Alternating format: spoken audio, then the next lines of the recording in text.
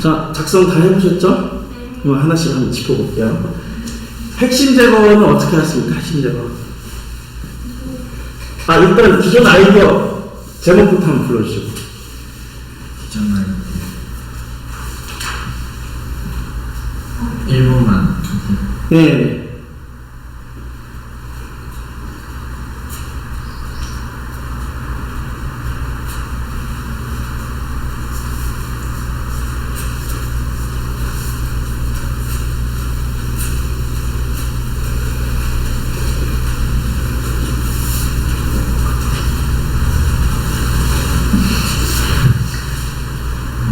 기존 아이디어는 반려식물 키트를 이용하여 자연 정원 만들기.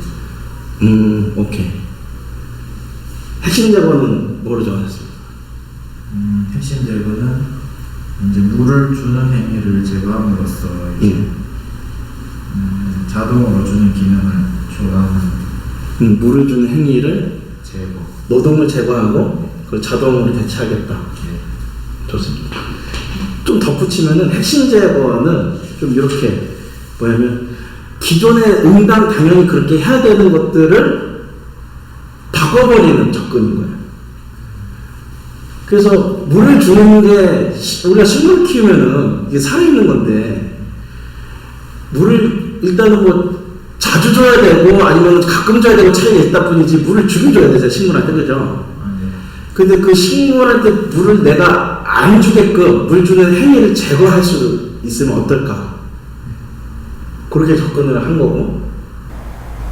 그리고 또 식물에 대해서 또 이런 편견, 이런 고정관념을 갖고 있는 분이 있을 수도 있어요. 뭐냐면은 식물을 키우면은 얘가 시들어가지고 말라 비틀어서 죽을 때까지는 이제 갖고 있다가 복구가 안 되면은 버리는 거 하잖아요. 그죠? 아닌 분도 있지만 뭐 그런 분들이 좀 대체로 좀 저는 개인적으로 많다고 생각했는데, 물론 그것도 우리가 뭐 시장 조사를 통해서 정확한 데이터를 봐야 되겠지만, 예를 들어서 만약 그렇다라고 한다면 그 생각도 뒤집어 볼 수 있는 거죠. 이제 같은 식물을 매번 그렇게 오래 집에 둬야 돼? 정기적으로 바꿔주면 안 돼? 그런 고정관념을 또 비틀어 보는 거야. 이렇게 그런 접근. 무슨 얘기인지 아시겠죠? 잘하셨습니다. 좋습니다. 취지는 맞게 잘하셨어요. 그 다음에 요소 분할은 어떻게 하십니까? 요소 분할. 판매를 할 때 식물 따로, 화분 따로, 교육 따로. 아, 판매하는 단위, 제품 서비스 단위를 분할하셨네요. 그죠? 그 식물을 따로 판매하고 화분을 따로 판매하고 그걸 관리하는 교육을 따로 판매하고 통합해서 팔지는 않습니까? 또? 통합해서도 하고 또 분할해서도 팔고. 알겠습니다. 좋습니다. 다수화는 어떻게 하셨어요? 네. 그래서 예. 다수화는 어떻게 하셨습니까? 다수화는 블로그나 SNS를 활용해서 참여자도 무료 코치로 활용하는. 참여자도 보조 코치로 활용하는. 그거는 조금 잘못 접근한 거예요. 다수화가 뭐냐면 기존에 있는 동일한 기능을 늘렸더니 성능이 좋아지거나 이제 그런 거잖아요. 근데 방금 말씀하신 건 뭐냐면 과제 통합에도 가까워. 참여자인데, 이 사람은 참여자인데 갑자기 교육하는 주체로서 쓰겠다는 거 아니에요. 그거는 상황에 따라서 달라지게 적용하는 속성 의존이나 아니면은 과제 통합에도 가까운 거예요. 다수화는 단순하게 접근하십시오. 면도기 날이 늘었더니 성능이 좋아지더라고요. 그리고 교육 횟수, 교육은 해준다면서요. 그죠? 교육 횟수가 늘면 늘수록 사람들의 만족도가 높아지면은 교육 횟수를 늘린다. 그런 방향으로 간다. 그게 다수화인 거예요. 복잡하게 생각할 게 없는 거예요. 그러니까 늘리니까 좋아하더라. 혹은 줄이니까 좋아하더라.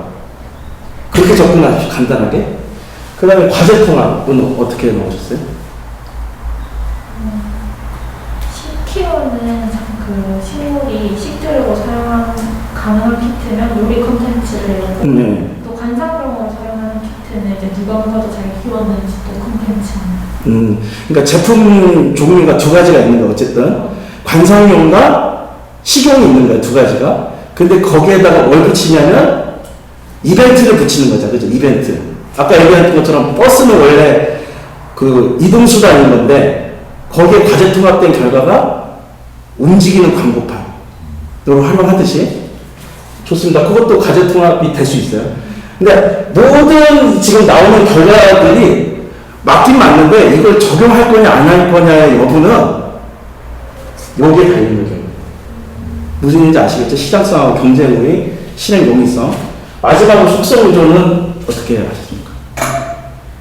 소비자에 따라 결제 방식을 다르게 해서 개인 가정집은 그냥 단순으로 판매하고 카페, 프랜차이즈 카페나 이렇게 대형 기업을 낀 거는 이제 정기적으로 관리를 해주고 교체도 해주고 그죠.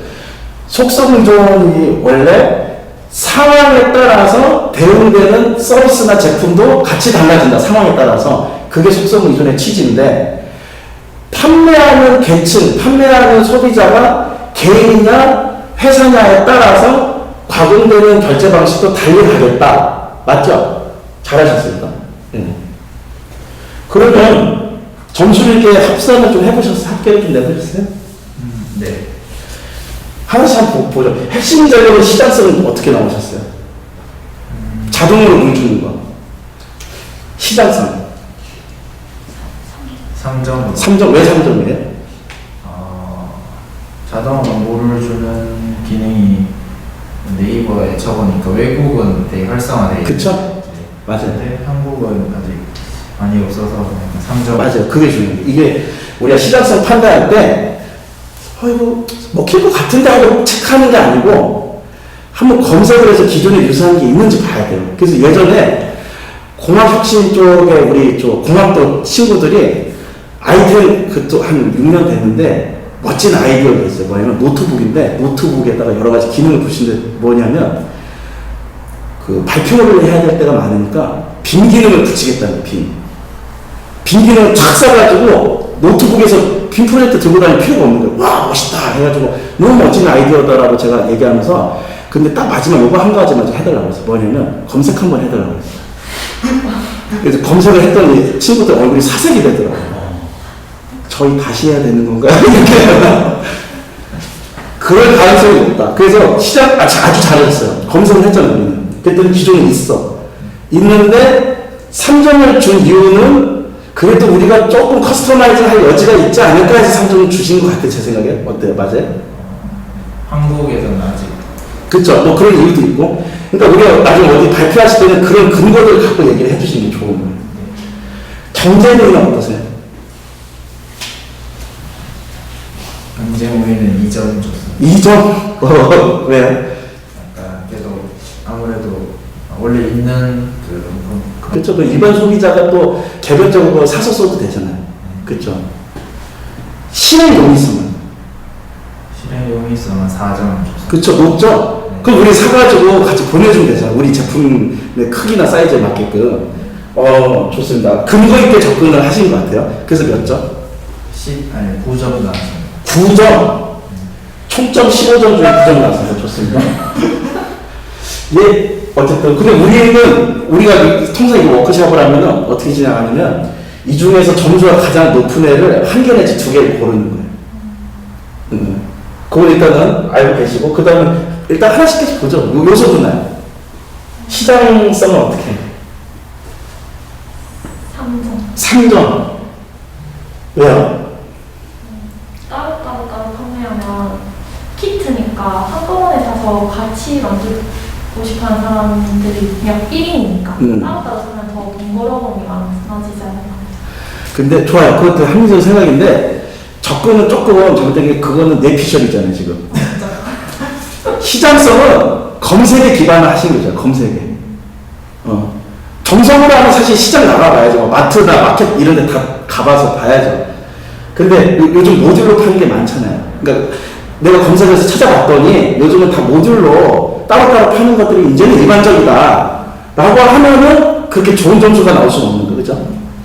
경쟁 우위는? 경쟁 우위도 마찬가지로 2점. 2점? 좋습니다. 요소 분할이 좀 약하네. 실행 용이성은요? 4점 그죠? 4, 5점 되겠죠? 그래서 합산은 7점? 9점. 9점? 동해를 나왔어요. 좋습니다. 다수화는? 다수화는 이제 5점. 시작성 5점? 왜 5점이에요? 근데 아까 이 블로그나 참여자 보조 코치로 하는 거를 했었는데 지금 다수와 같은 경우는 잘못 저희가 접근한. 근데 뭐 잘못됐어도 그렇다 치고 감안하고. 그러면은 약간 이런 블로그 식물 키우기에 관한 SNS나 이런 것들은 많이 안 보이는 것 같아서 검색을 통해서 많이 안 보이는 것 같아서 좀 시장성으로 우위에 있지 않나. 좋습니다. 경제공인은요? 경제문에도 4점 줬습니다. 4점? 좋아요. 실행 용이성? 실행 용이성도 4점. 4점. 근데 내 비슷한 재미있는 얘기를 해주면, 물론 그 사례는 다수화에는 안 맞는 얘기긴 한데, 어쨌든 블로그라든지 페이스북, SNS, 뭐 유튜브 이걸 활용해서 홍보 채널을 다수화한다는 생각으로 접근하신 것 같아요. 그죠? 근데 그 재미난 게, 그렇게 하다가 갑자기 이게 엉뚱한 수익 모델이 될 가능성도 있어요. 우리 지역에 리얼브릭이라고 들어보세요. 리얼브릭? 이게 뭐냐면 벽돌이 벽돌. 조그만 벽돌인데 벽돌들을 되게 여러 개를 줘. 그래서 그 벽돌 가지고 노는 거야 이렇게. 그 벽돌로 뭐 만드냐면 난로 같은 것도 만들고 집 같은 것도 만들고 하는 거예요. 그 레고지 레고. 레고 같은 건데 그 벽돌 모양인 거예요. 근데 그걸 가지고 홍보를 해야 되니까 어쨌든 이 제품을 팔아야 되니까 유튜브에다가 막 그걸 가지고 만들고 하는 것들을 영상을 막 올렸네? 올렸는데 그게 막 뷰가 예상을 안 했는데 몇백만, 뭐 1000만 뷰 막 나왔어, 이렇게. 그랬더니 예상치 못했던 유튜브 수익이 발생된 거예요, 이게. 무슨 일이 이해되세요? 원래 이 사람들이 목표했던 건 뭐냐면은 이걸 판매하는 수익을 기대했던 거고, 그런 홍보 채널들은 홍보 수단으로서 하려고 했는데, 홍보 수단에서 수익이 또 발생되는 거예요. 그리고 그것도 있어요. 그 예전에 오늘 뭐 먹지, 지금도 요즘 오늘 뭐 먹지라고 아세요? 오늘 뭐 먹지? 아시죠? 페이스북 유명하잖아요. 그 팔로워 수가 저는 지금은 안 봤는데 제가 한 1년 전에 최근에 또 봤던 게 1년 전에 봤던 게 400만 명이 넘거든요. 거기도. 오늘 뭐 먹지 페이스북 페이지란 말이에요. 그게. 근데 그거를 이 사람들이 왜 만들었냐? 원래 맛집 추천해주는 앱을 만들려고 했어, 이 사람들이. 앱을 만들려고 했는데 상당히 똑똑한 접근을 한 거예요. 대부분 앱 같은 거 만들려고 하면은 이 사람들이 정부에서 지원받아가지고 바로 앱 개발에 착수를 하기 시작해. 이게 먹힐지 안 먹힐지 검증을 안 해보고. 근데 이 사람들은 과연 사람들이 맛집에 대한 정보를 제공했을 때 반응이 있을까? 그 반응이 얼마만큼 있을까? 어떠한 반응들이 있을까?를 테스트를 한번 하고 만들어 봐야 되지 않겠어? 그 테스트를 했을 때 SNS에서 테스트했던 사람들을 나중에 앱 만들었을 때 상당 부분 좀 전환시킬 수도 있지 않을까? 이런 요량으로 테스트를 하기 위해서 페이스북 페이지를 만들었던 이 사람들이. 그래서 이 사람들이 초반에는 서울의 특이한 음식점, 그리스, 뭐 멕시코 음식점 같은 데도 막 직접 찾아가서 직접 촬영하고 막 이렇게 해서 뭐 올렸는데 반응이 좀 있어 막. 근데 이후부터는 너무 힘든 거예요. 이게. 자기들이 직접 하는 게. 그래서 팔로워 수가 10만 명 넘었을 때 제보를 해라 우리한테. 그러면 우리가 10만 명 넘는 페이지니까 공공연하게 네가 제보한 거를 네 이름 딱 태그 걸어서 올려주겠다. 이게 어떤 심리를 또 이용했냐면 사람들이 라디오에 사연 보내는 거랑 비슷한 거예요. 페이스북 하는 우리 그 우스갯소리 그 들어봤잖아요. 페이스북 하는 이유가 나 이렇게 잘 먹고 잘 산다. 내가 이렇게 잘 산다. 뭐 인스타그램이 내가 이렇게 잘 먹고 다닌다. 트위터가 내가 이만큼 이상한 사람이다. 뭐 이런 얘기들 있잖아요. 그러니까 그 중에서 내 콘텐츠를 제보했을 때 10만 명, 그 팔로워가 10만 명이지 연계돼서 더 확산되는 거 하면 100만 명 정도 되는 거예요. 그런 사람들한테 내가 추천하는 것들이 그 영향력을 끼친다? 거기에 또 공감하고 좋아하는 사람이 있어. 영향력을 끼치는 걸 좋아하는 사람. 그랬더니 제보를 엄청 하는 거야, 사람들이. 이 얘네들이 돌아다닐 필요가 없잖아. 이제 앉아서 이제 땅 짚고 헤엄치긴 거야. 그때부터 다양한 콘텐츠가 쌓이면서 우리가 미처 몰랐던 숨겨진 맛집들이 막 나오고 하니까 그때부터 어떻게 되냐면 큰 기업에서 붙어. 그러니까 일단은 식당에서 먼저 붙더라는 거예요. 식당에서 우리 식당 홍보 좀 해달라. 그 홍보 콘텐츠를 해서 업체에서 돈 받아서 그것도 수익이 되고, 그 다음에 편의점 같은 데서도, 편의점 기업, GS 같은 데서도 편의점 신제품 나오잖아. 신제품. 뭐 기획상품 같은 거 나오면 그것도 광고 해주는 거야. 원래 이 페이스북 페이지는 앱을 만들기 위한 전초 단계였는데 그게 수익 모델 자체가 된 거예요. 그게 결국은 이 사람들이 지원을, 정부 지원을 받았기 때문에 앱을 만든 결과물을 또 가서 보여줘야 돼, 이렇게. 했는데 앱을 개판으로 만든 거예요, 이게. 그때 이제 심사위원들도 혼나야 되잖아요, 이제. 근데 못 혼냈어, 심사위원들이. 왜냐면 그걸 테스트하기 위한 시장을 페이스북 페이지에다가 몇백만 명, 몇십만 명, 그 당시에 몇십만 명을 만들어 놔버렸거든. 무슨 얘기인지 이해되세요? 그렇게 테스트 베드로 삼았던 게 또 다른 수익 모델이 또 될 수 있다. 요즘 그런 흐름들도 있다. 그걸 또 감안하셔서 적용하시면 좋겠는데, 어찌됐든 그건 다수는 아니다. 네. 그 다음에 과제통합 2개 나왔습니다. 과제통합. 우리 그 이벤트, 요리 경연대회랑 그 제품이랑 섞기로 했잖아요. 시장성 몇 점입니까? 5점? 내용은 그 관심이 좀 있으신 분이라 기대가 좀 있는 것 같아요. 좋아요. 재밌을 것 같아요. 5점. 그 다음에 경제 우위는? 5점. 그것도 5점. 좋습니다. 실행 용이성. 5점. 만점이네? 좋습니다. 내가 보니까 본인이 그걸 진짜 해보고 싶은 것 같아. 좋습니다. 그런, 요거 하다 보면은 내 숨겨진 내 욕망을 확인할 수도 있습니다. 이게 1등, 일단 1등입니다. 그 다음에 숙성이죠. 3점. 3점. 시장성 3점? 맞아요. 그거는 기존에 또 있어요. 식물 키우시는 분들 중에서 개인적으로 판매도 하지만 업체에다가 계약을 해가지고 납품하시는 분들 많은데, 근데 생각보다 업체에 납품해서 계약하는 게 수익성이 그렇게 좋지는 않대. 근데 뭐라도 수익 모델을 또 하나 지고 있어야 되니까 하긴 해야 되는 거야, 사실. 3점. 그 다음에 경쟁률. 4점. 4점. 실행 용이성? 4점. 11점이네? 이게 2등이네?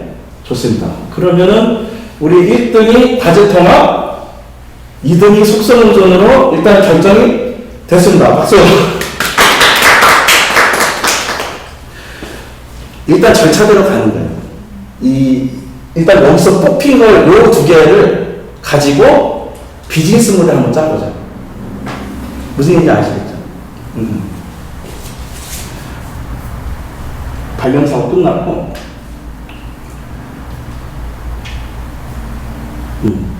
그 다음에, 지금부터 이제 비즈니스 모델을 만들어 볼게요.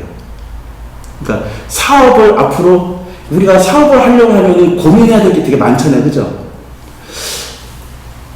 고객을 누구로 해야 되지? 그리고 어떤 컨셉의 제품을 만들어야 되지? 이거 얼마에 팔아야 되지? 이거 어디다 팔아야 되지? 근데 그런 것들을 다 하려면 우리가 어떤 자원들을 갖고 있어야 되지? 근데 수익 이만큼 발생하면 또 비용도 발생하죠. 법인세도 내야 되고, 그거 어느 정도 되지? 생각할 것도 되게 많거든요. 근데 그런 것들을 딱 정돈해서 프레임워크화 시킨 게 비즈니스 모델 캔버스라고 불리는 겁니다. 그래서 그걸로 우리 앞으로 사업 계획을 정리를 해볼까요, 지금부터? 그 아이템의 컨셉의 핵심 컨셉은 방금 우리 과제 통합하고 속성이죠. 이 2개가 핵심 컨셉입니다.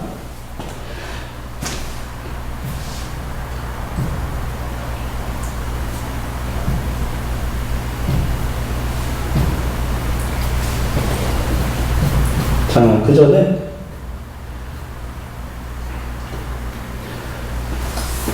요거부터 제가 좀 설명을 드릴게요.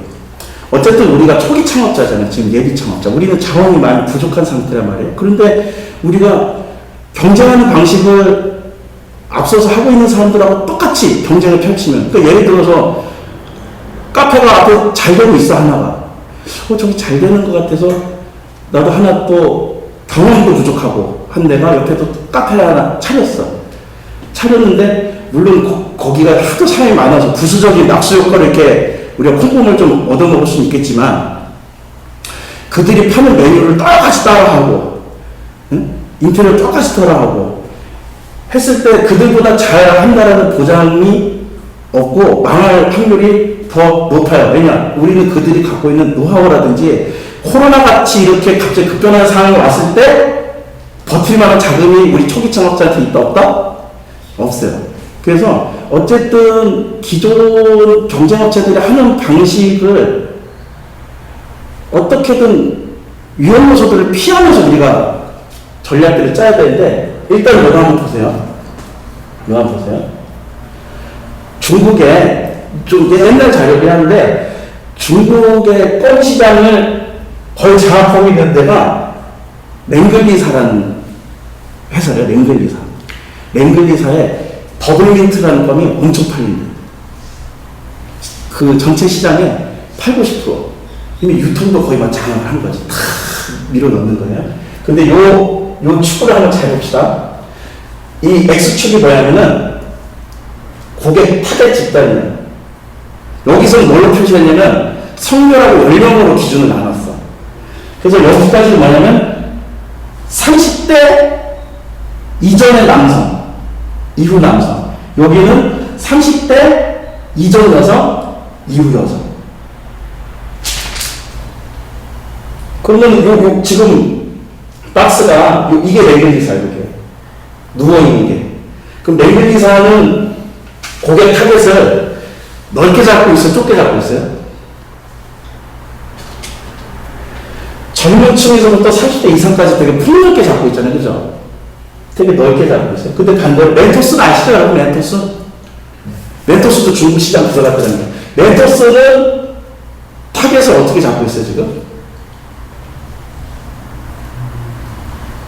30대 이전으로 잡고 있죠. 30대 이전으로 잡고 있죠. 그 젊은 층, 젊은 세대를 타겟으로 하고 있고, 랭글리사는 전체 좀 폭넓게 잡고 있잖아요. 전 연령층을 잡고 있잖아요. 여기서 차이점이 발생하고, 그 다음에 Y축을 보세요. Y축. Y축은 뭐냐면, 아까 제가 말씀드렸지만, 껌머신 욕구가 다 다를 수가 있어요. 어떤 사람은 소개팅 전에 구치 제거하려고 쓰는 사람이 있고, 어떤 사람은 요즘 또 숙취감도 있어. 숙취 해소하는 거. 숙취 때문에 껌을 씹는 사람도 있고, 동대문에서 묵은 진나는 사람은 아까 제가 뭐 때문에 씹는다고 했어요?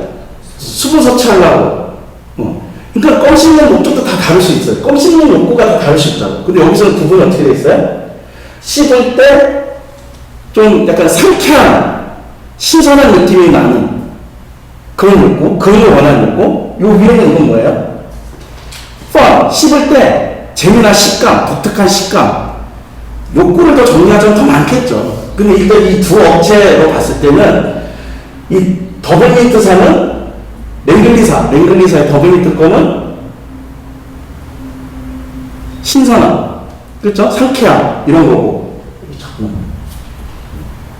멘토스는 재미, 씹을 때 재미난 식감. 그래서 타겟하는 욕구가 여기서 갈리죠? 달라지는 거예요. 그러니까 달라지니까 당연히 밑에 X축의 고객 타겟도 달라지는 거지, 당연히. 근데 여기서 또 하나 더 달라져야 되는 게 있어요. 욕구도 다르게 잡았고, 타겟도 지금 다르게 잡았잖아요.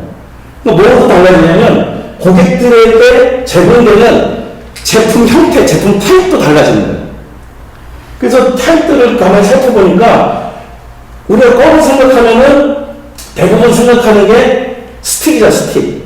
스틱이 있고, 큐브, 이게 네모나게 큐브도 있고, 그 다음에 보틀 있죠, 보틀. 해가지고 동글동글해가지고 넣어서 씹는 거. 더 많겠죠, 사실은. 근데 대표적인 세 종류를 예시를 든 거예요. 했을 때 랭글리사는 어디까지? 보틀하고 스틱, 이 두 종류를 하는 거고. 멘토스는 어떻게? 멘토스는 큐브죠, 큐브. 이렇게 갈립니다. 그러면 왜 멘토스는 이 중국의 랭글리사가 이게 타겟하는 데랑 왜 다르게 갔을까? 다르게 갈 수밖에 없는 거예요. 랭글리사가 이미 점유율이 높더라니까. 점유율이 80% 이상이었다니까요. 같은 전략으로 해서는 안 된다는 거예요. 다른 전략. 그래서 우리나라 옛날에 그 롯데 자일리톨이 중국에서 엄청 잘 팔렸어요. 제가 알기로는 한 1년 정도는. 왜냐면 중국이 또 금방 카피하잖아요. 금방 또 따라 나오니까, 그러니까 이런 위험도 있는 거야. 기술의 진입 장벽이 높지 않으면은 또 금방 따라잡힐 수 있어. 그리고 또 중국은 원래 그거 있죠, 마크라든지 초상권이라든지 그런 거 없는 나라잖아요.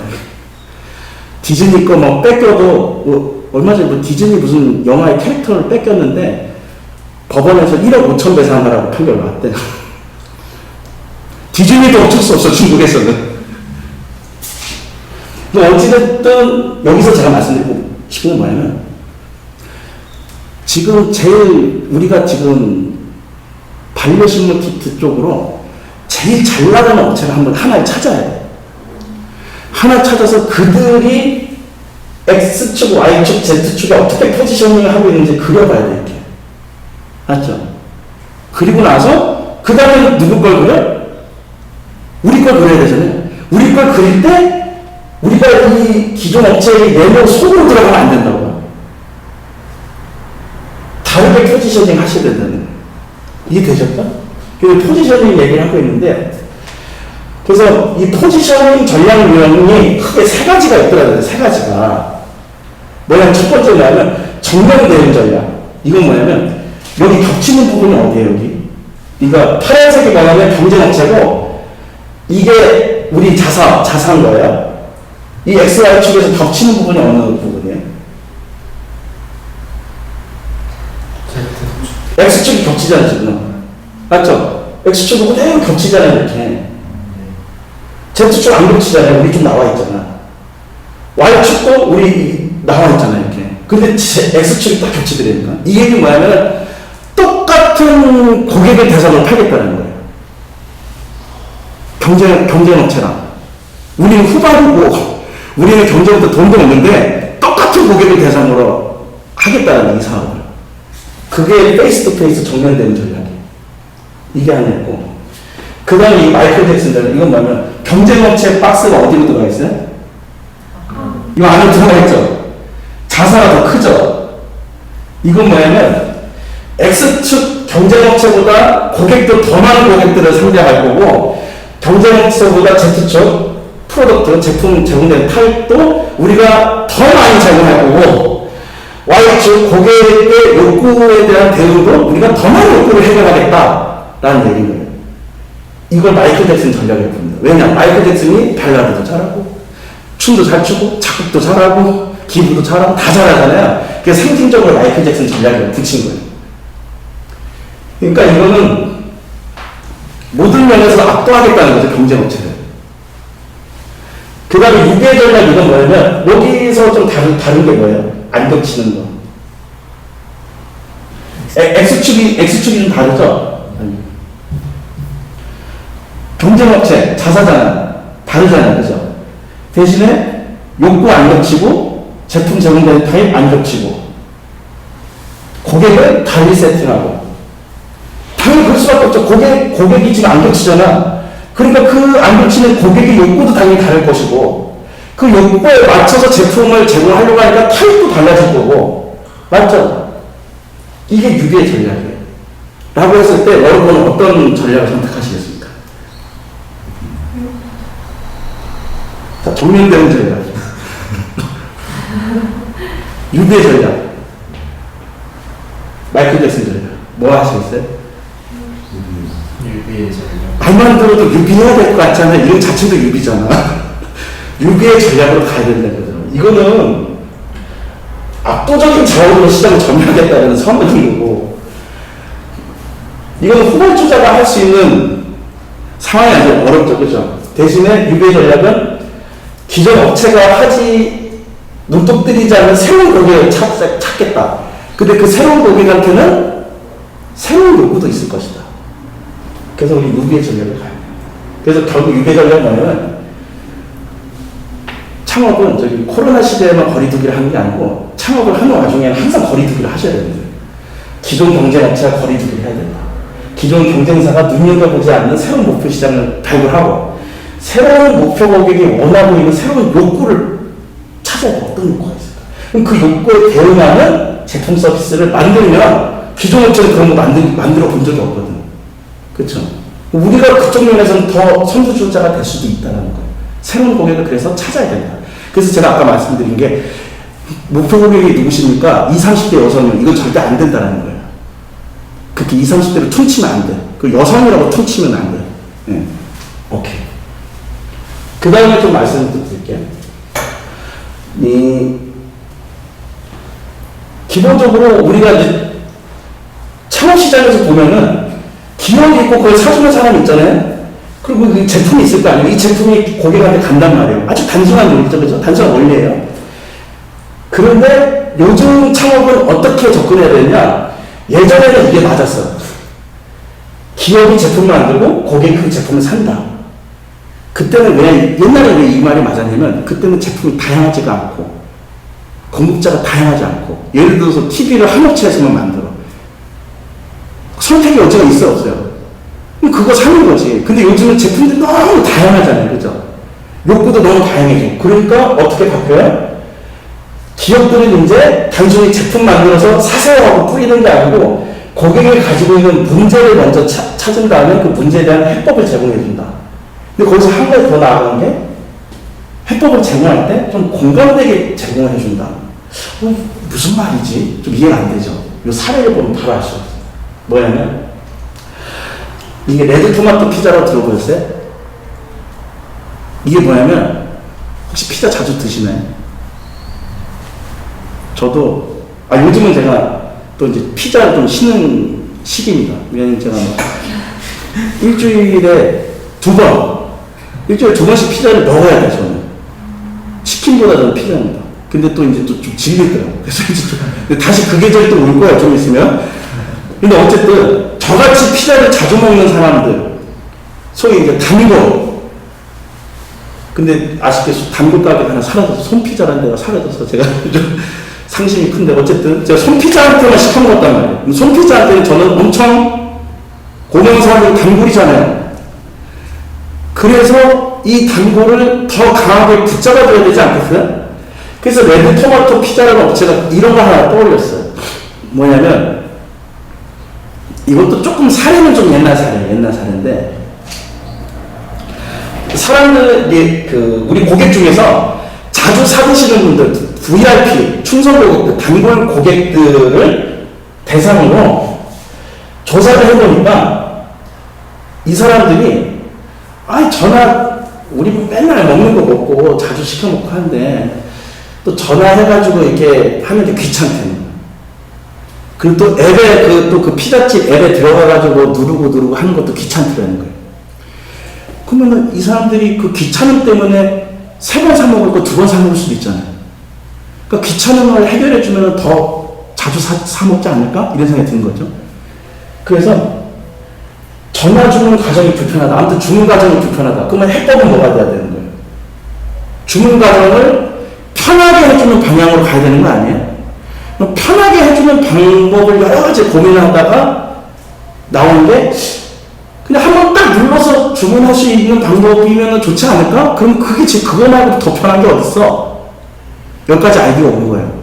그럼 한 번에 딱 눌러서 주문되게 할 수 있는 게 뭐가 있지? 그래서 시장에 나와 있는 기술 요소들, 시중에 있는 제품들을 조사하다 보니까 통신이 되는 단말, 소형 단말 이런 기술들이 많이 진화했더라는 거예요. 이걸 좀 이용하면 좀 되지 않을까 해서 만든 게 뭐냐면 피자 모양의 주문 버튼이에요. 근데 이게 자석이에요. 이 자석 어디다 붙이겠어, 사람들? 냉장고에다 붙이겠죠. 그럼 이 자석은 어떤 모양들이 있을까요?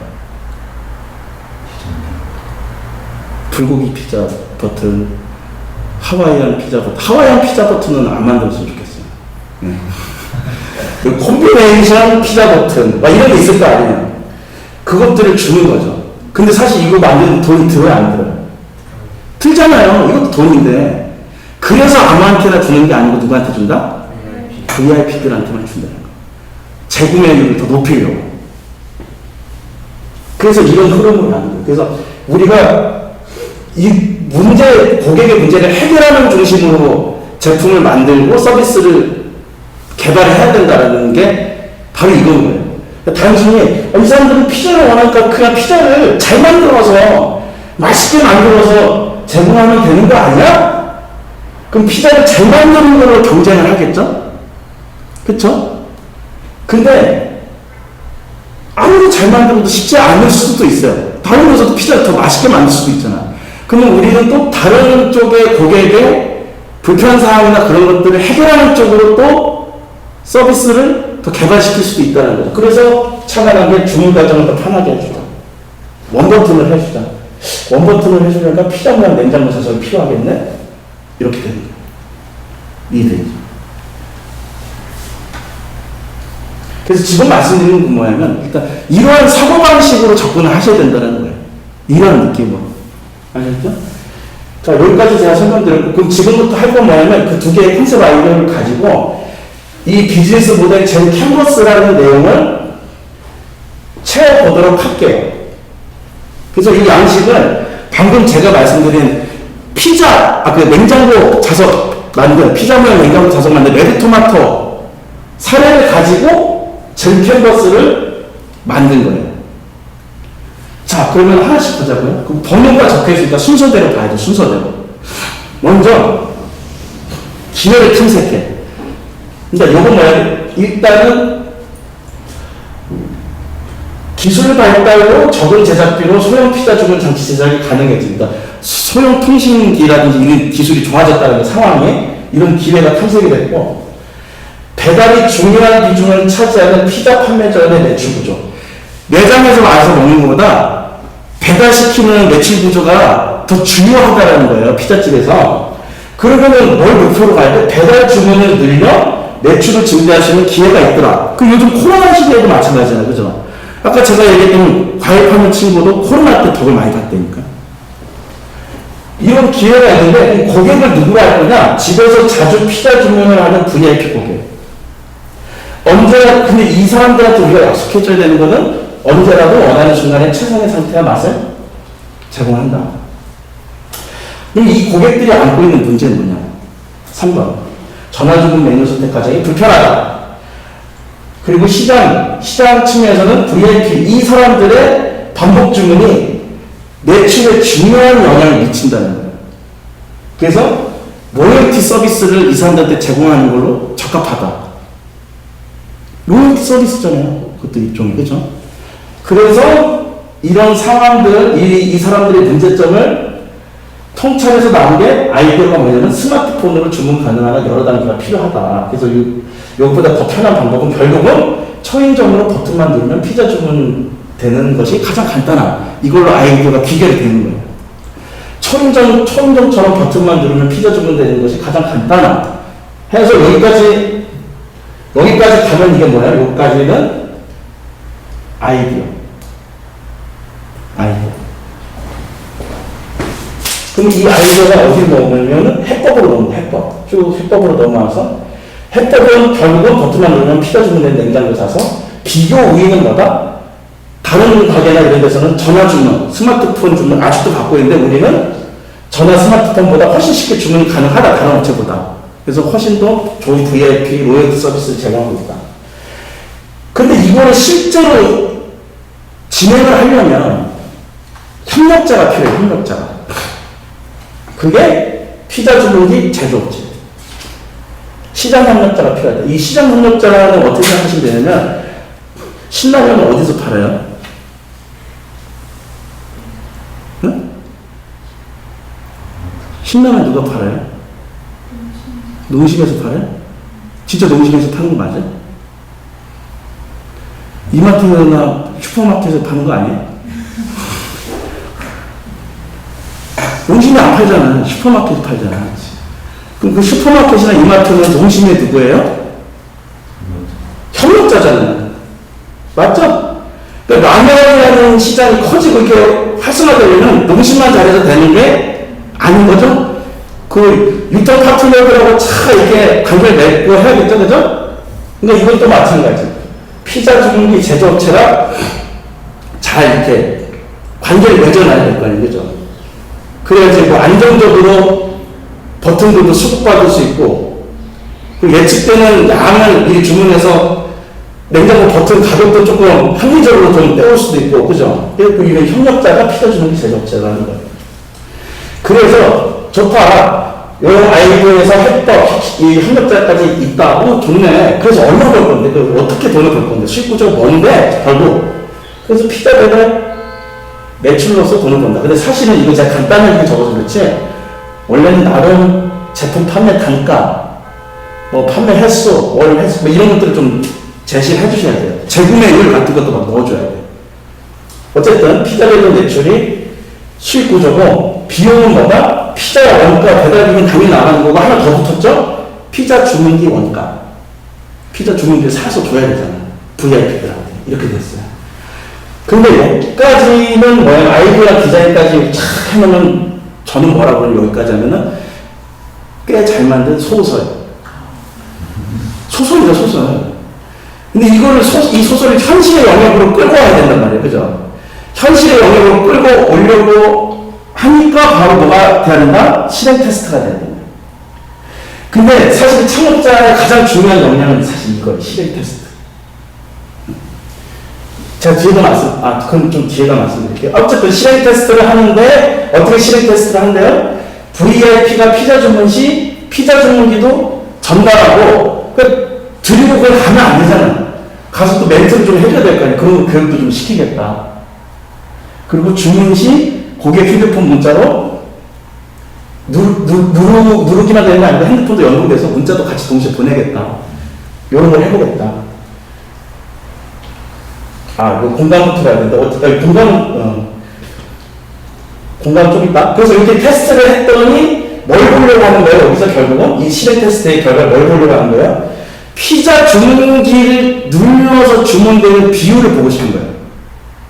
과연 이걸 많이 써먹는지 안 써먹는지. 확인이 되겠어 안 되겠어? 당연히 되죠. 시스템이 다 연결되는 거예요. 그리고 전체 배달 주문 중에서 냉장고 버튼으로 주문되는 점유율이 어느 정도인지 보고 싶은 거예요. 그러니까 결국은 이게 과연 피자 주문을 늘리는데 기여하느냐 안 하느냐를 이런 정량 지표로 확인을 하겠다는 거예요. 확인이 되면은 이건 앞으로도 계속 가져갈 만한 서비스가 되는 거죠. 이해되시죠? 그래서 이미 기존에 있는 피자 업체들은 피자도 다 있고 가게도 있고 배달원도 다 있으니까 이 테스트 해보는 건 피자 가게 입장에서는 어렵지 않아요. 그래서 이거의 결국에 컨셉은 뭐냐? 고객들한테 이렇게 얘기를 하는 거죠. 광고를 만든다면, 이걸 광고로 만들어서 홍보한다면 이렇게 얘기합니다. 최고로 간단히 피자를 주문하는 방법이 바로 여기 있습니다. 버튼 하나로 호출 가능한 당신의 피자 전담 요리사 라는 컨셉을 가지고 사람들 머릿속에 각인시키는 거예요. 피자 주문 제일 쉽게 하는 데는 레드토마토 피자지.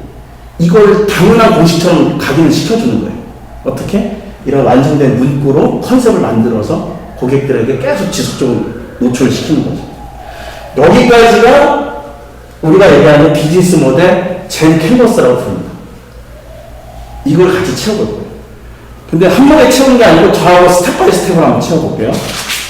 먼저 뭐 1번 아이디어부터 가야겠죠? 아이디어부터.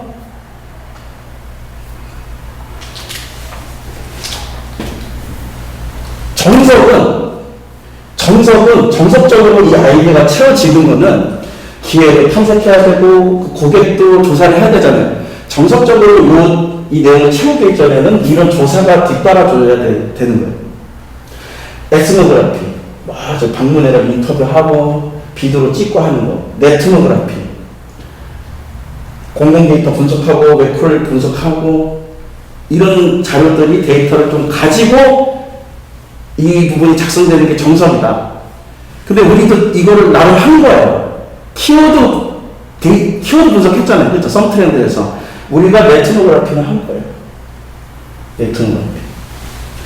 그리고 이 아이디어가 여기까지 기본이 될 때 조심해야 되는 게 있어요. 답을 가지고 쓰면 안 돼요. 그래서 잠깐 이 얘기 하나 하고 좀 작성을 시작할게요.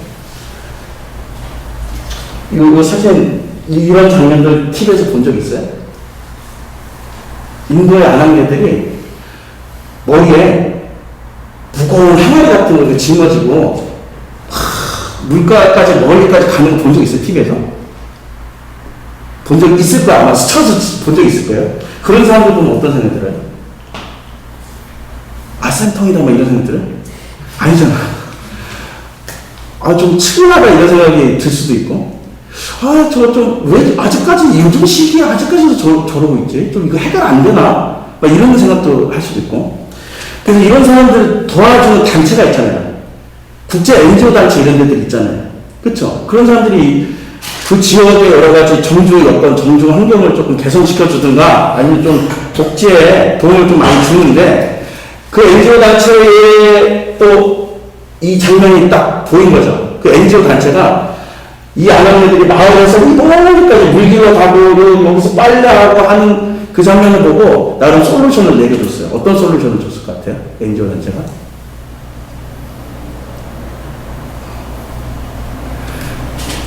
여기서 드러나는 문제는 뭐예요, 지금? 멀리까지 가야 된다.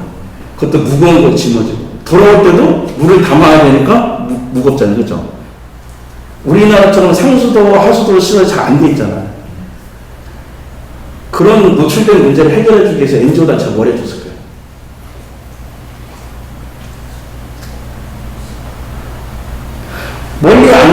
멀리 굳이 안 가도록 해주고, 멀리 안 가니까 굳이 그 무거운 거 안 짊어져도 되고, 그런 솔루션을 줬단 말이에요. 그래서 결국은 마을에다 우물을 만들어줬어요. 우물을. 잘했으면 못했어요. 잘한 거 아니에요? 그럼 이 사람들이 굳이 저까지 멀리 안 가도 된다니까. 얼마나 굳어야 돼요. 그죠? 그래서 이 아줌마들이 너무너무 신나서 이 NGO 단체들 엄청 욕을 했어요. 이 나쁜 새끼들만 하면 욕을 했어요. 왜 그런지 아세요? 알고 보니까 이 아주머니들이, 여러분들 인도에 계신 여성분들하고 파키스탄에 있는 여성분들 처우가 좋다 안 좋다? 안 좋아. 제가 파키스탄 다녀오신 분한테 이런 얘기도 들어봤어요. 3년 전에 파키스탄에서는 여자가 말을 안 들으면은 때려야 된다. 그런 인식 수준을 아직도 갖고 있는 거예요. 그런데 마을에 우물을 만들어주는 NGO 단체들이, 나쁜 놈들이, 근데 남편들이 뭐라 그래요, 이제? 빨리빨리 안 다녀! 할 거 아니에요. 어? 우물 그 코앞에 있는데, 눈피서들 빨리빨리 다니라! 할 거 아니에요.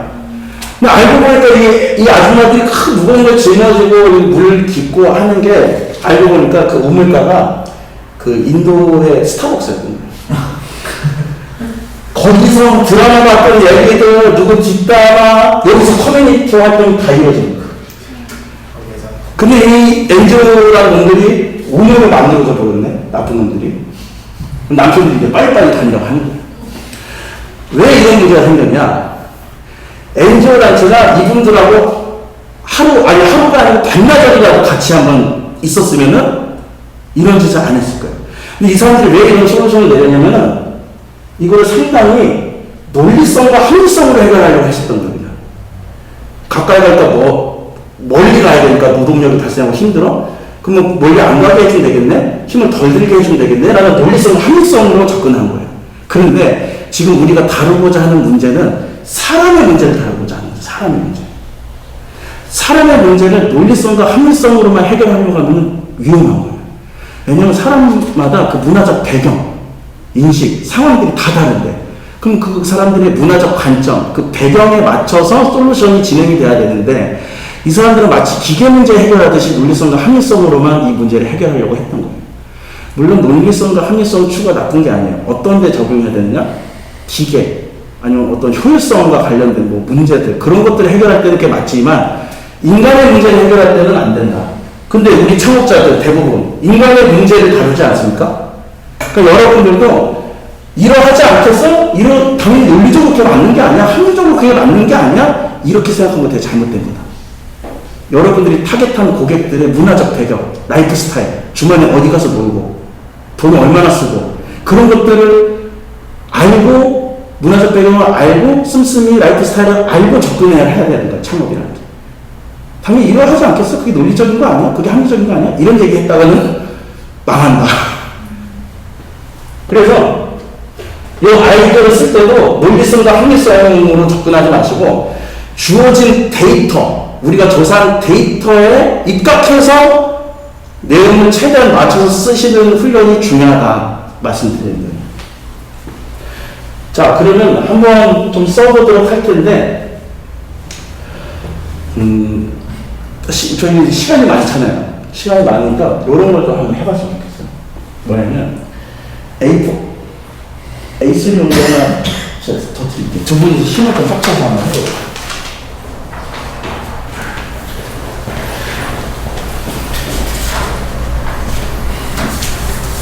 십자가를 한번 그려보세요. 십자가 이렇게.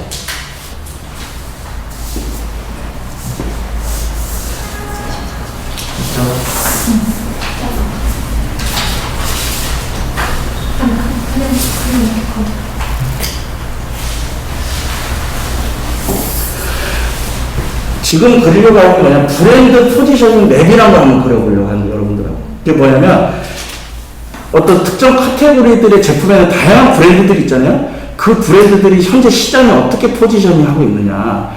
그 포지셔닝을 볼 때 기준이 되는 게 뭐, 대표적인 게 뭐냐면 가격과 품질이에요.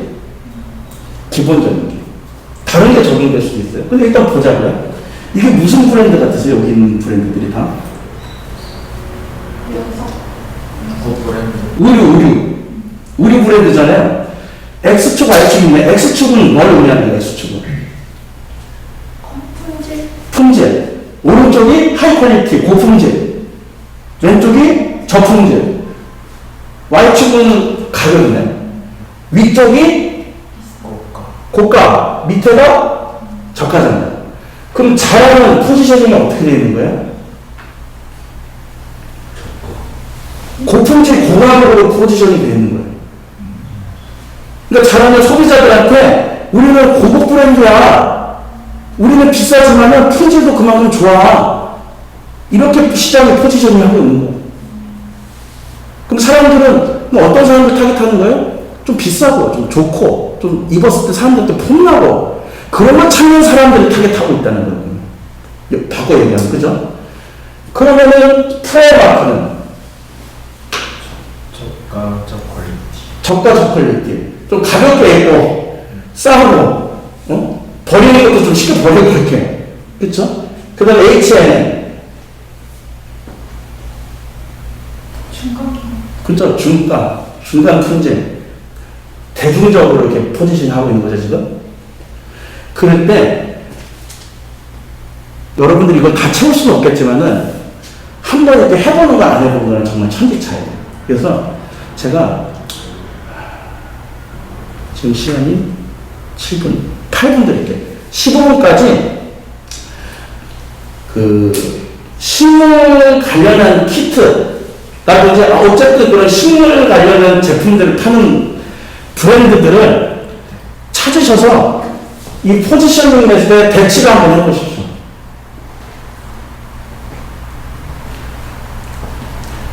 최대 4개까지만 해보세요. 4개까지. 하고 마지막으로는 누구 걸 포지셔닝 해볼 거냐면 우리 거랑 해볼 거예요. 우리는 고가로 갈 건지 저품질로 갈 건지 뭘로 갈 건지. 8분 볼게요. 8분.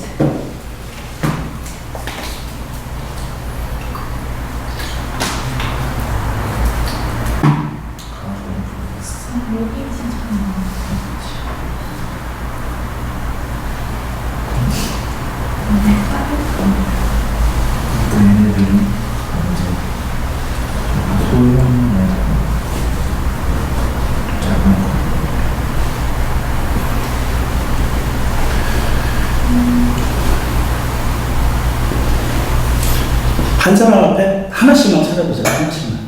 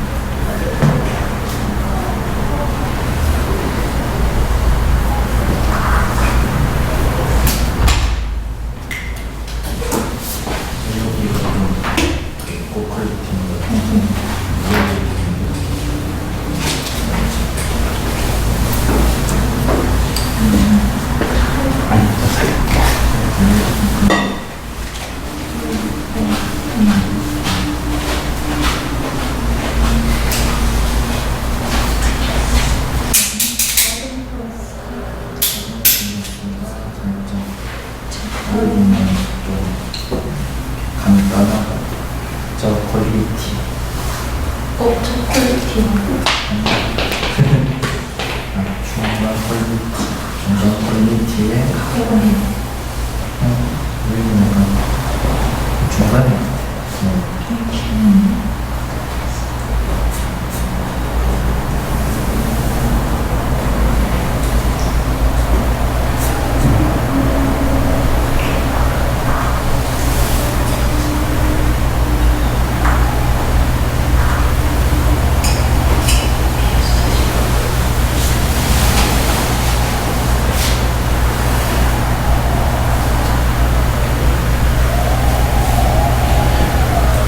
꼭 균등하게 배분하겠다 그런 생각을 안 해도 돼요. 여기 엄청 비싼 데서요.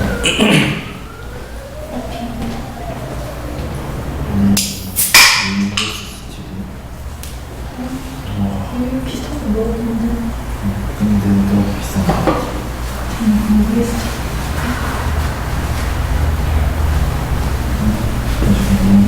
깎고 파는 좀 퀄리티가 좋은 50만원짜리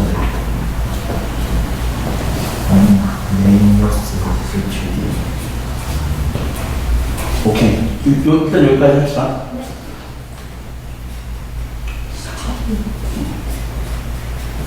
네, 이거 한번 볼게요.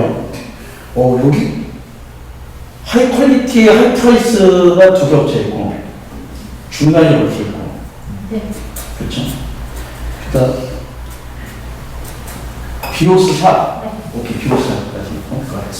여기는 왜 이렇게 비싼 거예요? 뭐 제품이 좀 다른가? 많이 다른가? 여기는 진짜 포장 자체가 약간 고급스. 고급스럽게 네. 이런 자체가 좀 다른 것 같아요. 근데 우리가 그런 것도 사실 파악을 해야 되는데 가격 차이가 왜 발생하는지, 그리고 품질이 왜 발생하는지, 소재에서 발생하는지, 아니면 제품 구성에서 발생하는지, 아니면 브랜드 값 때문에, 이름 값 때문에 그러는지 우리를 봐야 된다는 거죠. 그 다음에 가격 플러스가 중간에 배치되어 있고, 비오스 샵이 로우 프라이스, 퀄리티는 중간 퀄리티 되어 있는데, 정석으로 한다면은 사실 웬만한 큰 나와 있는 업체들 다 조사해보는 거예요, 진짜. 해서 여기다 쫙 깔아보는 거예요. 다 깔아보면은 전체 시장을 보니까 약간 이 사람들 전략들이 고가 전략을 좀 많이 펼치네? 라고 볼 수도 있고, 어떤 시장은. 어떤 시장은 쫙 펼쳐서 봤더니 좀 저가적으로 하는구나. 를 볼 수가 있어요. 그 뒤에 또 얘기할 텐데. 자, 그럴 때 여러분들 두 분이 충분히 논의를 했다 치고 우리는 어디에 포지션을 하면 좋을까요?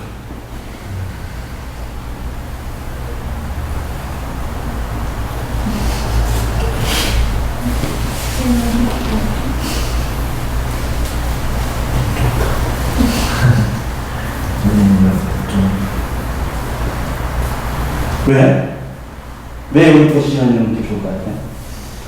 약간 파는 업체들을 보니까 대체로 약간 퀄리티 면에서 좀 고수하는 쪽이 상위권에 있고 가격은? 가격도 그렇다면 그건 뭐냐, 그 얘기 뭐냐, 지금 시장의 전반적 업체들의 경향성이 이러하니까 우리도 그 경향성을 따라가겠다는 얘기랑 똑같은 거예요. 다른 지금 기존에 있는 업체들이 나름 가격도 조금 높은 편으로 가고 품질도 좀 높은 편으로 가는 업체들이 많으니 우리도 그 방향으로 가야 되는 거 아니냐, 그 얘기를 하는 거예요. 근데 그게 맞을 수도 있고 틀릴 수도 있는데, 일단 기본적으로 우리 이 과정에서 얘기하는 건 뭐냐면 일단 회피하라는 거죠. 회피. 따라오지 않아요. 근데 그것도 나중에 보면 틀릴 수도 있어. 사실 그건 모르는 얘기인데, 일단 시작은 회피하는 쪽으로 가는 게 좋은 거예요. 회피. 경향을 추종하는 게 아니고 우리는 한번 회피해서 전략을 짜보는 거예요. 초반에. 무슨 얘기인지 아시겠죠? 그렇게 해서 한번 우리 점을 한번 찍어보십시오. 그러면은 이쪽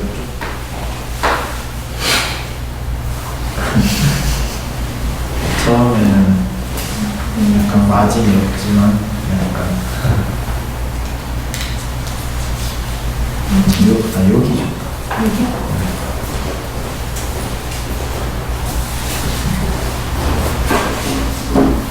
오케이. 품질은 중간 이상으로 가고 중상으로 가고 가격은 좀 저가 가난다는 말씀이시죠? 자, 그 다음에 포지셔닝을 하나 더 보여드릴게요. 하나. 기준이 또 달라질 수가 있어요. 뭐냐면 우리는 지금은 가격하고 품질 기준으로 봤잖아요. 여기서는 또 기준이 또 달라. 밑에 이 브랜드 보세요. 이게 무슨 브랜드 같으세요? 보여요? 이것도 의류 브랜드인데 스포츠 기능성 의류 브랜드잖아요. 근데 이것도 기준이 다르네. X축, Y축은 뭐예요? Y축은? 네. 구매 연령이죠. 구매 연령. 20대, 30대, 40대 이렇게 가잖아요. 그죠? 그죠? 좋아. 이거 좋은데 중요한 것도 이거예요. 중요한 게 X축. 이게 뭐예요? 라이프 스타일, 스포츠, 퍼포먼스, 마운틴, 익스트림. 이쪽으로 가면 갈수록 이게 어떻게 돼요? 좀 더 스포츠적인. 그쵸. 더 라이프 스타일, 그냥 일상에서 편하게 입는 기능성 의류. 스포츠는 뭐예요? 우리 그냥 조깅하거나 족구나 운동할 때 하는 거고, 퍼포먼스. 좀 더 심한 운동 같은 거 할 때. 마운틴은 등산. 익스트림은 뭐예요? 진짜 이렇게 하는. 많잖아요. 뭐 사막에서 뭐 떨어진 작은 거 타든가, 저기 공중에서 하든가. 이쪽으로 가면은 더 이제 옷의 기능성이라든지 그런 게 더 강화되는 거예요. 그만큼 라이프 스타일 쪽으로 구매하는 층이 있고, 어떻게 보면 이게 다 욕구인 거예요. 욕구나 구매 상황인 거예요. 스포츠용으로 사오려고 하는 사람이 있고, 아니면 퍼포먼스, 댄스나 춤이라든지 그런 거 출 때 사고 싶은 사람이 있고, 어떤 사람은 등산 갈 때 사고 싶은 사람이 있고, 어떤 사람은 익스트림, 스포츠를 할 때 찾는 사람이 있을 수도 있는 거고. 그럼 이렇게 다양하게 구매 요인, X축은 구매 요인으로 구분되고 Y축은 연령으로 구분하는 기준을 적용해 볼 수도 있는 거예요. 근데 잘 보세요. 이 라이프 스타일, 스포츠, 퍼포먼스, 마운틴, 익스트림 이 5가지의 욕구가 있다는 걸 알 수 있으려면 시장 전반 다 훑어야지 이 5개를 알 수 있는 거예요. 무슨 얘기인지 아세요? 식물을 집에서 키우는 식물, 아니면 인테리어 식물, 조경 식물을 파는, 그거 사는 사람들의 이 전체 시장의 욕구를 보시려면 그 전체 시장의 제품들 다 들여다봐야지 그게 라이프 스타일이고 스포츠가 있고 퍼포먼스가 있는지를 알 수가 있다는 거예요. 그래서 이것까지 만들어 놓고 그려 놓으면은 우리는, 이 사람은 시장 조사 나름 잘했다 이렇게 얘기를 하는 거예요. 많이 봤구나, 이 사람이 진짜. 많이 들여다봤구나라는 걸 알 수가 있는 거예요. 무슨 얘기인지 아시겠죠? 요 정도까지 가져야 돼요.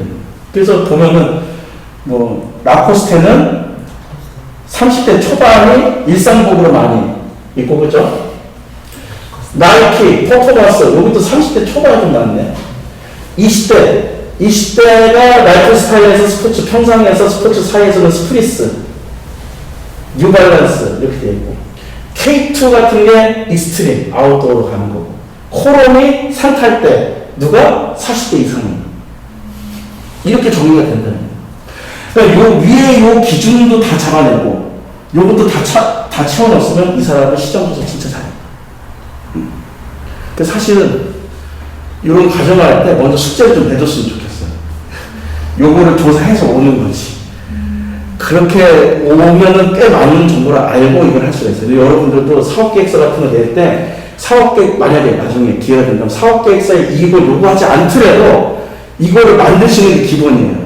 요걸 알고 있어요. 그래야지 내가 시장을 좀 안다라고 얘기할 수 있는 거예요. 그 다음에 요거를 채우기 위한 여러 가지 재료들을 지금 같이 만들어 가고 있는 건데, 지금 하나 더. 요거를 한번 우리가 정해봅시다. 우리는 어떤 시장을 보고 있는지, 우리는 고수익 소수자 시장인지, 우리는 저수익 다수자 시장인지, 어떤지 한번 보자고요. 자, 그러면 요축, Y축부터 설명을 드릴게요. 작은 문제, 큰 문제라고 했잖아요. 이건 뭐냐면, 작은 문제는 이 사람이 사는데 별 지장이 별로 안 불편해요. 그냥 조금 불편할 뿐이야. 아니, 조금 희망사항이 있을 뿐이지, 뭐 굳이 그거 안 된다고 해가지고 막 큰일 나지 않아. 예를 들어서 이 발바닥 굳은 살. 발바닥 굳은 살 있다고 해서 난리 나요, 막? 큰일 났다, 내 인생은 어떡하니? 막 이러진 않잖아. 그런데 큰 문제라는 건 뭐냐? 이 사람이 정말 사는데 불편해. 이건 꼭 해결을 해야겠어. 돈을 막 써서라도 반드시 해결해야 되는 문제. 라는 우리가 소위 큰 문제로 보는 거예요. 그러니까 내비둘 수는 있지만 좀 불편한 정도를 작은 문제로 보는 거예요. 됐죠? 그 다음에 소수고객, 다수고객은 우리 전체 시장에서 봤을 때 거기에 대한 욕구, 해결 욕구가 있는 사람이 적으면 소수고객인 거고 많으면 다수고객인 거예요. 그랬을 때 예시가 있죠? 발바닥 굳은 살 제거하는 거는 문제가 작은 문제죠. 고객은 소수고객이에요. 희귀질환 치료, 희귀라는 말 자체가 이게 소수고객이잖아요. 근데 희귀 질환을 치료하는 건 이 사람들한테 작은 문제예요, 큰 문제예요. 큰 문제잖아요. 근데 그러니까 이 사람들이 욕구가 큰 만큼 그만큼 지불 용의도 커지고 지불 용의가 큰 만큼 우리의 상품과 서비스 가격도 올라갈 거 아니에요. 그러니까 고수익 소수자 시장이에요. 작은 문제는 그냥 마이너 시장이에요. 그 다음에 치과 스케일링을 많이 하잖아요. 그쵸? 많이 하잖아요. 그러니까 다수고객이에요. 근데 스케일링을 안 한다고 해가지고 큰일 나보진 않잖아요. 그러니까 작은 문제. 그러니까 저수익 다수자 시장.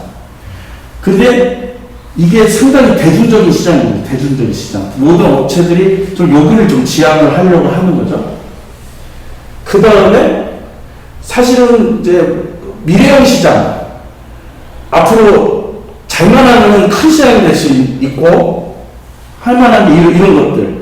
고객도 다수고 문제 자체도 커. 그게 헬스케어. 평소에 뭐 혈압이라든지 건강관리를 계속 측정하고 하는 것들이 그게 작은 문제는 아니에요. 이제 나이 들수록, 그죠? 큰 문제가 될 수 있어요.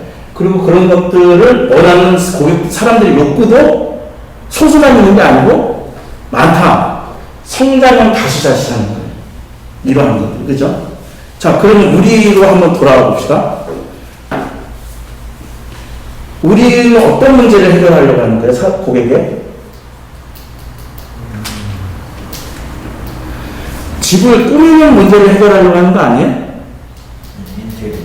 아니, 꼭 집은 아니지. 우리 카페도 했을 때 어디 공간 꾸미는 문제를 해결해 주려는 거 아니에요? 공간을 자연 식물로 꾸며주는 문제를 해결해 주려는 거 아니에요? 그건 작은 문제예요? 큰 문제예요? 작은 문제. 작은 문제인 것 같아요? 이거 내가 판단하는 거 아니에요? 작은 문제. 고객은 어때요?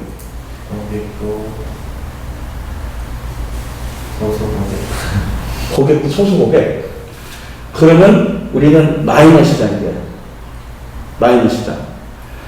근데 그럼 마이너 시장이니까 그거 하면 안 돼요. 이 얘기는 절대 아니에요. 이럴 수도 있죠. 일단 진입은 우리가 마이너 시장으로 갈 수도 있어요. 마이너 시장으로 갔다가 여러 가지 뭐 경험이라든지 노하우라든지 아니면 다른 제품, 부가적인 제품 개발해서 다른 시장으로 갈 수도 있겠죠. 이거는 제가 봤을 때 선택의 문제인 것 같습니다. 선택의 문제. 일단 진단을 해보자면 여러분들 아이템은 여러분들 진단대로 뭐예요? 마이너 시장이라고 하시네. 그럼 이건 알고 가셔야죠. 근데 이것이 약간 여러분들이 얘기했던 거랑 배치돼. 여러분들이 아까 그 스왑 전략 캔버스에서 했을 때는 여러분들 죄송해요. 착각했다. 우리 아까 이 친구가 갑자기 반려견하고 잠깐 헷갈렸어. 반려견 시장이 엄청 커진다고 해서 그 여러분들 아이템하고 헷갈렸다. 알겠습니다. 좋습니다. 어쨌든 우리 시장도 포지셔닝 또 그려보고 이런 시장이라는 걸, 마이너 시장이라는 걸 확인을 우리가 했어요, 지금. 그래서 지금 잠깐 요거 두 개의 내용들을 말씀드린 걸 가지고 기초로 해서 요 부분을 한번 채워볼게요. 요 부분. 기획, 그리고 고객이 누구인지. 근데 고객이 누구인지 할 때 소수 고객인지 다수 고객인지 좀 명시를 해주시고 밑에 가로하고, 그리고 문제, 이 고객이 갖고 있는 문제 적어주세요. 적어줄 때 이게 큰 문제인지 작은 문제인지 밑에 적어주시고 또, 그리고 요 아이디어 여러분들이 자그마하지 않는 아이디어 있잖아요. 그걸 이렇게 쭉 적어주시고, 어떤 시장인지, 성장형 시장인지, 고수익인지, 저수익인지, 마이너 시장인지, 그것도 밑에 조그맣게 가로하고 적어주세요. 여러분 작성하고 나서 제가 한번 또 봐드릴게요.